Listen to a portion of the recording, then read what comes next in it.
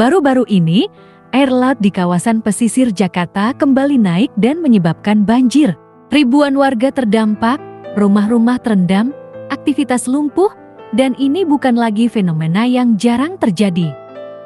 Bayangkan, 20 tahun dari sekarang, kota-kota besar di Indonesia mulai tenggelam. Rumah, gedung-gedung pencakar langit, hingga jalan raya hilang ditelan air.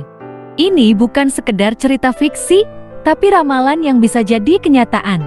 Lalu, apa penyebab sebenarnya? Kota mana saja yang paling berisiko? Dan apa yang bisa kita lakukan untuk menyelamatkannya?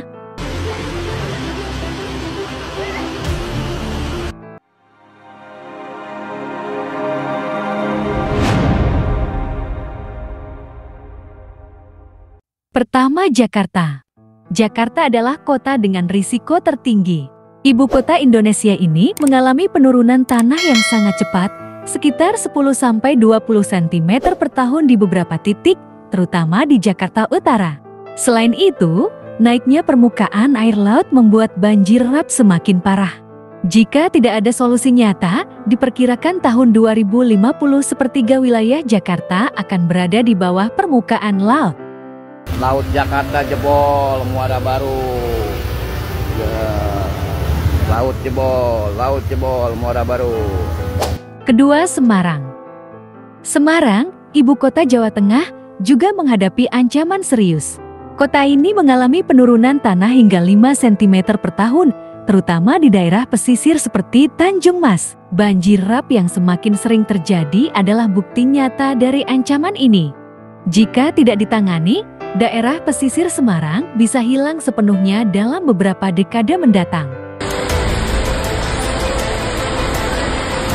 Ketiga, Pekalongan. Pekalongan dikenal sebagai kota batik, tapi kini dikenal juga sebagai kota rap. Sekitar 90 desa di Pekalongan terendam banjir rap secara berkala. Naiknya permukaan laut dan penurunan tanah membuat Pekalongan berada di garis depan krisis ini.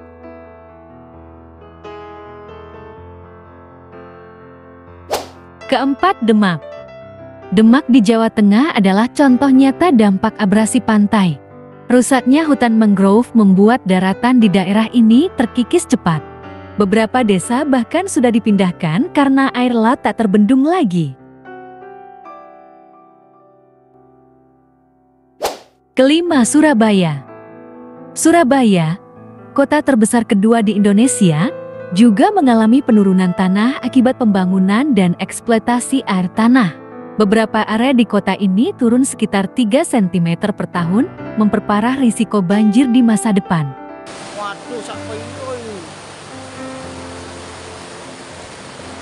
Keenam, Makassar. Makassar sebagai kota pesisir juga menghadapi ancaman serius. Naiknya permukaan air laut diprediksi akan menenggelamkan daerah pesisir Makassar jika mitigasi tidak dilakukan segera.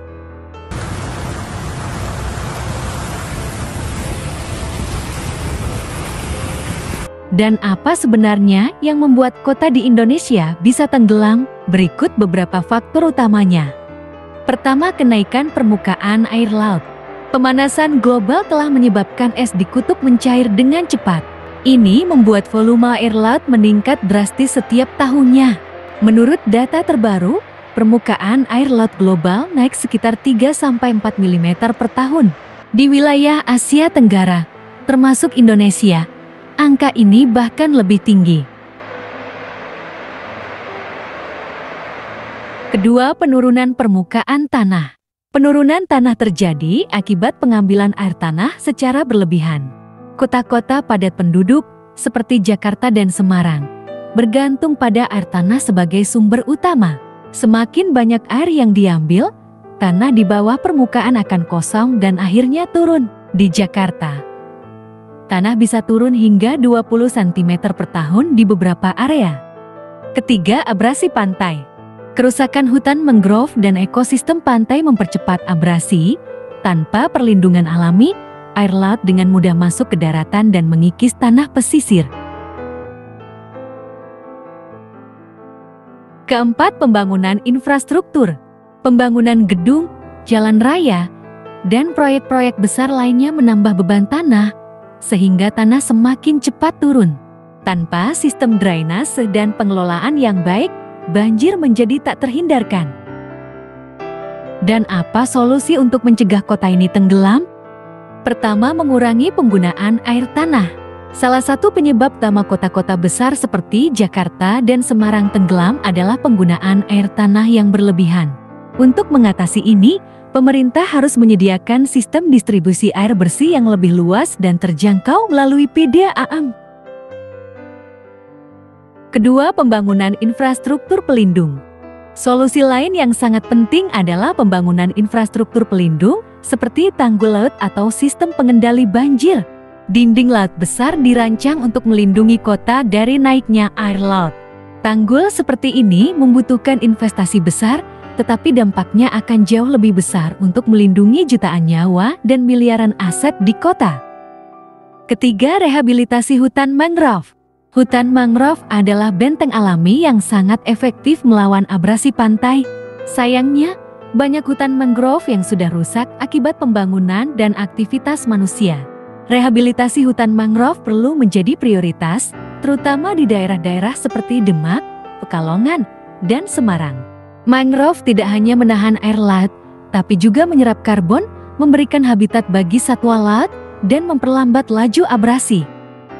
Keempat, modernisasi sistem drainase dan kanal. Kita juga perlu membangun dan memperbarui sistem drainase dan kanal untuk mengalirkan air dengan lebih cepat.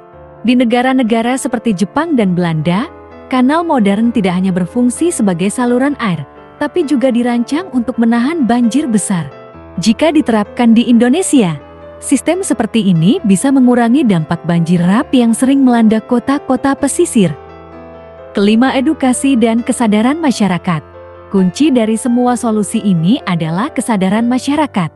Edukasi tentang bahaya penggunaan air tanah yang berlebihan, pentingnya menjaga lingkungan, harus terus disosialisasikan.